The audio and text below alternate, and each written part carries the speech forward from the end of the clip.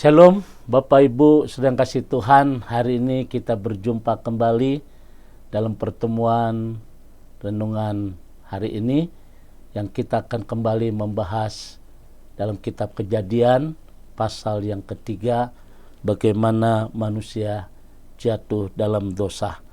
Kisah kekalahan ini mungkin akan menjadi satu pelajaran dalam hidup ini. Mari kita tundukkan hati kita.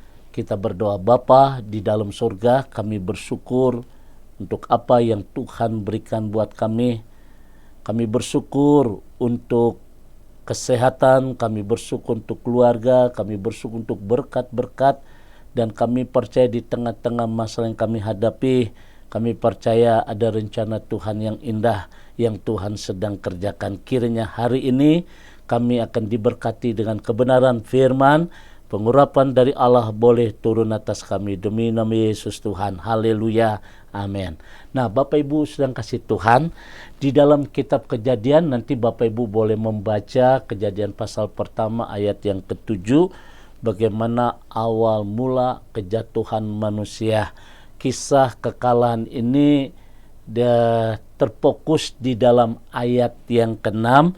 Firman Tuhan berkata, perempuan itu melihat bahwa buah pohon itu baik untuk dimakan dan sedap kelihatannya, lagi pula pohon itu menarik hati karena memberi pengertian, lalu mengambil dari buahnya dan memakannya, dan diberikan juga kepada manusia yang bersama-sama dengan dia, dan suaminya pun memakannya. Nah, Bapak Ibu sedang kasih Tuhan, di sini kita bisa melihat bahwa Alkitab mencatat awal kejatuhan manusia pertama ketika mereka masuk dalam 3 front peperangan. 3 front peperangan dalam hidup mereka.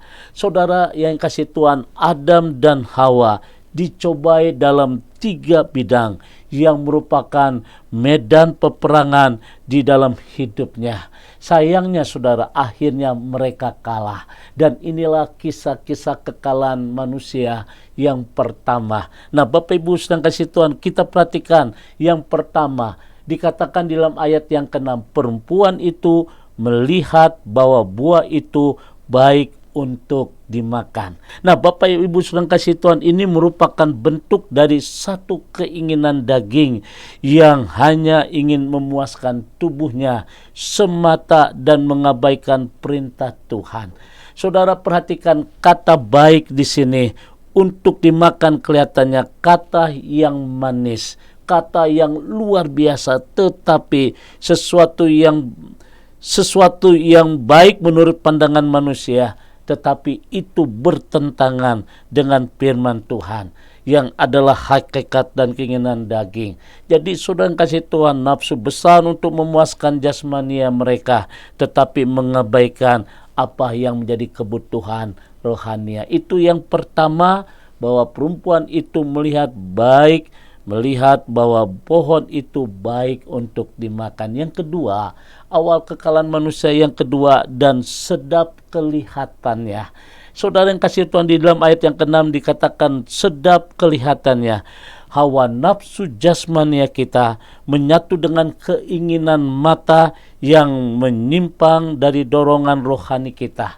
Artinya fokus pada apa yang mereka melihat, apa yang mereka lihat indah, luar biasa, tetapi hanya memuaskan keinginan daging.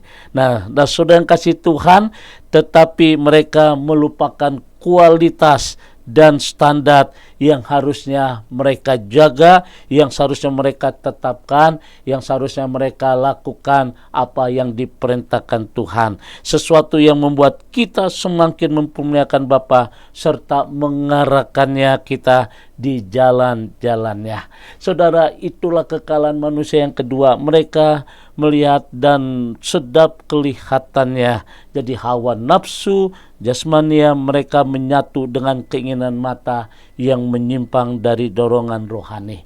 Dan yang ketiga saudara, dikatakan lagi pula pohon itu menarik hati karena memberikan pengertian. Saudara yang dikasihi Tuhan, satu keangkuhan hidup ketika ciptaan ingin sepintar penciptanya, saudara. Nah, keinginan memiliki pengertian, pengetahuan, dan pintar tidak salah. Tetapi satu hal yang harus kita ingat, bahwa segala-galanya manusia sangat terbatas. Sayang sekali 3 hal ini membuat manusia yang pertama jatuh di dalam kekalahan. Saya berharap hari ini saudara belajar dari kekalahan Adam dan Hawa di dalam 3 peperangan berakibat fatal, baik secara rohani, baik secara jasmani, badani, relasi maupun masa depan, bahkan keturunan, sampai akhirnya maut menjemput manusia. Kiranya firman Tuhan hari ini boleh menjadi renungan kita bersama. Tuhan memberkati. Mari kita tundukkan hati kita. Bapa di surga, kami boleh mengucap syukur pagi hari ini. Kami diingatkan siapakah kami di hadapan-Mu Tuhan. Kami hanya sebatas replika, kami hanya sebatas duplikat. Oleh karena itu kami minta Roh Kudus tetap memimpin dalam hidup kami, menyertai hidup kami sepanjang hari ini. Siapapun kami yang mengikuti acara ini, Tuhan berkati. Di tengah-tengah masalah yang kami hadapi, di tengah-tengah persoalan yang kami hadapi, kami butuh Tuhan. Kekuatan diri kami sendiri tidak akan mampu. Oleh karena itu hari ini kami percaya harinya Tuhan yang membuat kami bisa melihat kemuliaan Tuhan. Tuhan berkati, ajarkan kami tetap rendah hati dalam nama Tuhan Yesus. Haleluya. Amin. Saudara yang kasih Tuhan, kiranya hari ini saya ucapkan selamat beraktivitas di dalam melakukan tugas sehari-hari. Tetap jaga protokol kesehatan. Kiranya Tuhan memberkati. God bless you. Amin.